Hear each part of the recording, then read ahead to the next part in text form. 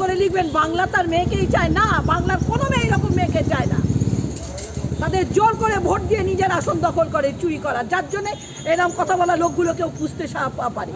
Nero মাথায় oxygen থাকে না, নাহলে ওইসব ভাষাগুলো শোনার পর এখনো অবধি ওটাকে জ্যান্ত রেখেছে। আমার তো মনে হয় ওটাকে কচু কাটা করে মাটিতে পুঁতে ফেলা উচিত।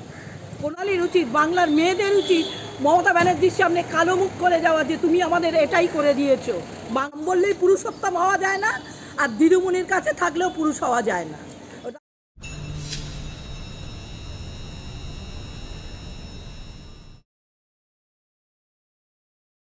বোলপুরের আইসিকে ফোন করে মা বোনকে কদর্য ভাষায় আইসির ফোনে হুমকি, আবার চেনা ছন্দে অনুব্রত মণ্ডল।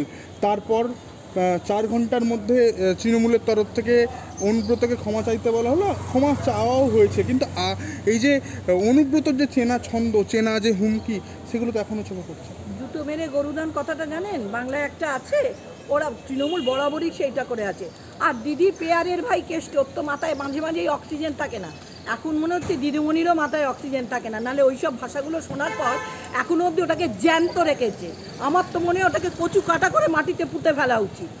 কোনো মহিলা মুখ্যমন্ত্রী হয়ে থাকার পরেও তাকে যে এখনও জ্যান্ত রেখেছে, গড়াদের পিছনে দেয়নি, এখনও তাকে আস্ত রেখেছে, তাকে মারেনি, ধরেনি, এটাই হচ্ছে লজ্জাজনক কথা। প্রতিটা বাঙালির উচিত, বাংলার মেয়েদের উচিত মমতা ব্যানার্জির সামনে কালো মুখ করে যাওয়া, যে তুমি আমাদের এটাই করে দিয়েছো। বাংলার মায়েদের, বাংলার মেয়েদের অবস্থা তুমি আর যেরকমই করে দিয়েছো। একটা কেষ্টর মতন লোককে মানে এখনও বাইরে ছেড়ে রেখেছি, একটা খ্যাপা সার আর বলবো বুনো শেয়াল, তার সঙ্গে আর অনুব্রত এদের সঙ্গেও তুলনা করা চলে না। তারাও বোঝে যে মেয়েদের গায়ে হাত দিতে নেই বা মেয়েদেরকে এরকম কদর্য ভাষা বলতে নেই, কিন্তু এরা সেটা জানে না। যারা পেটে লাথি মারে, শিক্ষকের পেটে যারা লাথি মারে এবং তারা বাহবা করায়, তো তাদের দলের লোকেরা এর থেকে আর বেশি কী ভালো করতে পারে?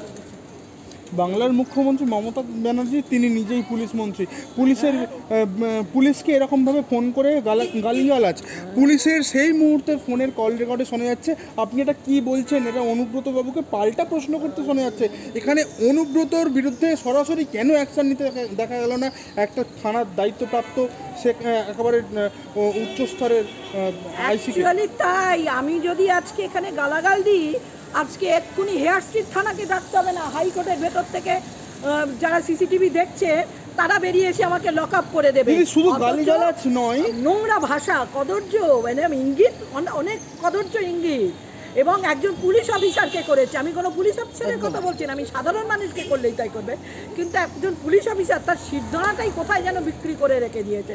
কারণ জানি না এরা পরিবারের কাছে গিয়ে কী করে মুখ দেখাবে। এরা নিজেদের স্ত্রীকে, মাকে, নিজেদের মেয়েকে কোন আসনে এরা বসায়? কেন এরা দুর্গা পুজো করতে যায়? কেন এরা কালী পুজো করতে যায়? কেন এরা সরস্বতী পুজো করতে যায়?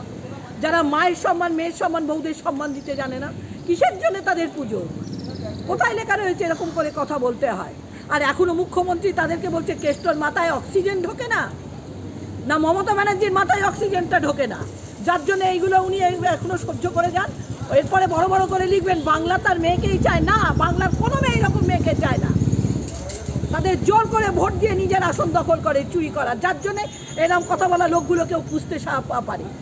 যদি সত্যিকারের ভোট দিয়ে এটা জিততো, তাহলে এইসব লোকগুলোকে ওদের পোষার দরকার পড়তো না। দিদি, প্রসঙ্গত আরেকটা প্রশ্ন উঠছে, যেখানে দেখা যায় কখনো রাজ্য পুলিশ, কখনো দেখা যায় কলকাতা পুলিশ বিভিন্ন জায়গায় রাস্তার ধারে যখন বেনিয়মে চালান কাটে, তখন পুলিশের বিরুদ্ধে পাল্টা যদি প্রতিবাদ করে সাধারণ মানুষ, তাদের বিরুদ্ধে কুইক অ্যাকশন নেওয়া হয়। মানে চট থাপ্পড়, সেখানে অজ্ঞান হয়ে যাচ্ছে মানুষ এবং তাকে হসপিটালাইজড হতে হচ্ছে, যে একটা ছবি তোলানি। এবং আমাকেও সেই হুমকিটা শুনতে হচ্ছে। ডানকুনি থেকে আসার পথে আমি একটা ছবি তুলেছিলাম বলেছিল দিদি এটা ঠিক করছে না, এরকম আসুন, আমার হাতে কিন্তু একটা স্টিকার রয়েছে গাড়িতে, এটা দেখে তারপরে এগিয়ে আসবে। ফলে তারা আসেনি, কিন্তু এরকম সাধারণ পাবলিককে এরা হ্যারাস করে, কারণ এরা তো নরম মাটি না, এরাও পুরুষ কিনা আমার এই তো মানে সন্দেহ জাগে দেখে। যদি সত্যিকারের পুরুষ হতো তাহলে পুরুষকারের কাজ করতো। রাম বললেই পুরুষোত্তম হওয়া যায় না, আর দিদিমণির কাছে থাকলেও পুরুষ হওয়া যায় না, তারা নপুংসকে পরিণত হয়।